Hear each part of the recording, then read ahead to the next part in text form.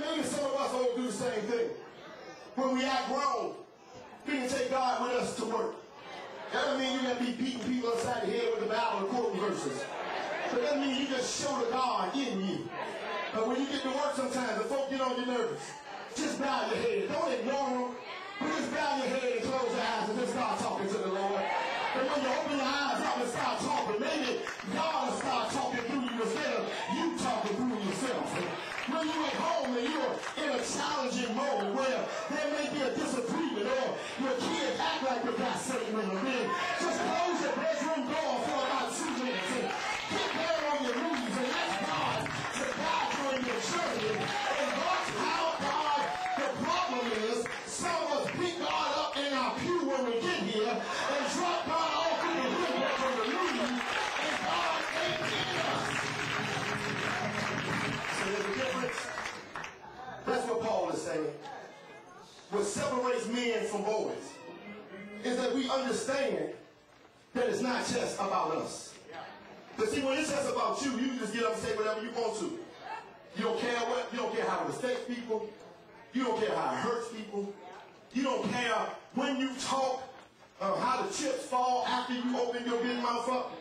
You just say what you want to say and walk on off and say, let them hear. But when you operate in love, when you operate in love and you share who you are, you are not controlled by how other people think, but you care about how other people may feel. And so you ask God to guide you in your everyday life. That's one of the problems that I've got with our man. He just talks and doesn't care what the problem is after it happens. And then we hear all this foolishness that's not even right. Oh, I know.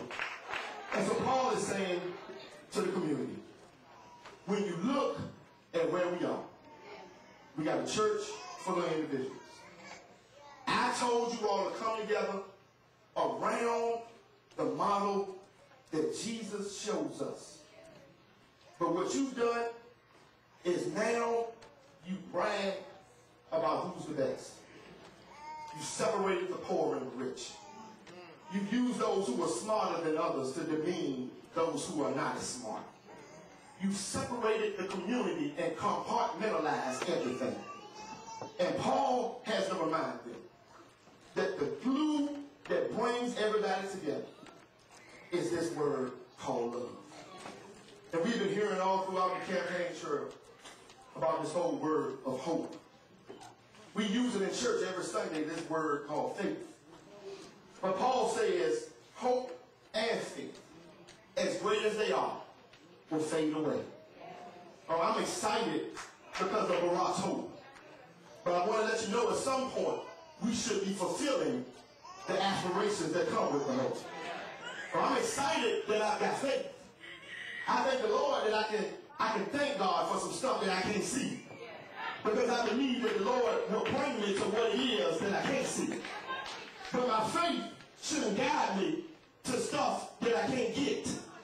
But my faith, if I'm believing in what the Lord wants me to believe in, should guide me to something one day that I should be able to fulfill what the Lord wants me to have faith about. And so faith should not last for the same thing all the time. Because if we're having faith that the Lord is going to bring it to pass, then eventually it will come to pass. And so when we look at the combination of faith and hope, it will not last forever. But Paul says, it doesn't make a difference how gifted you are, love lasts forever.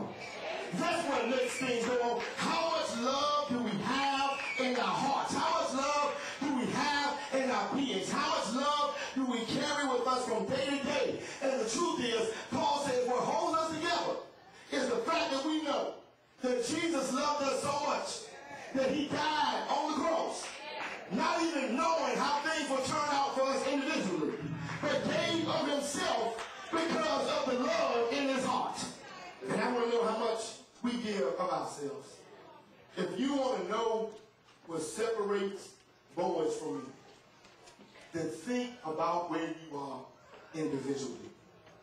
Some of the best sport athletes out have never ever come apart or become a part of the big picture.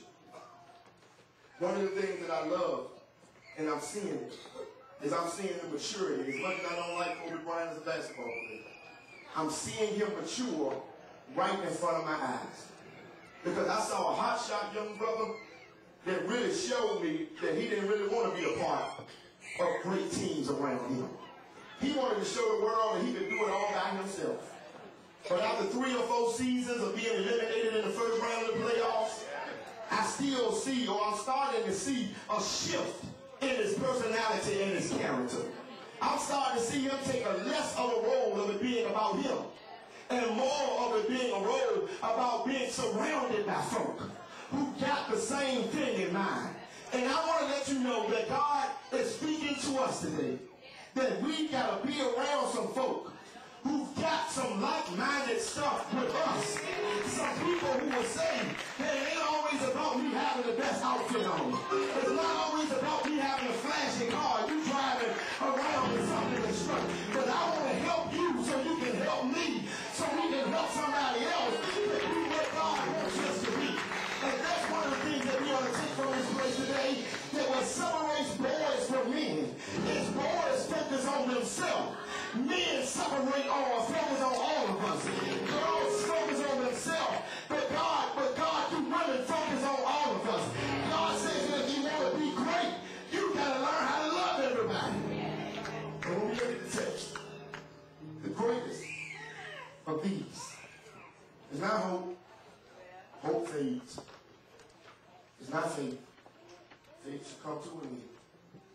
But love. Kind love.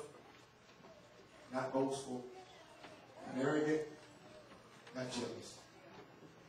Love that cares beyond you. And when you really got love in you, then even when your actions don't always make sense, God knows your heart.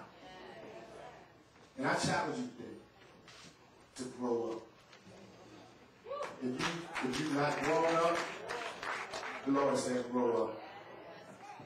Look, and I see it all the time. Some of the worst folk are the most selfish folk. Yeah.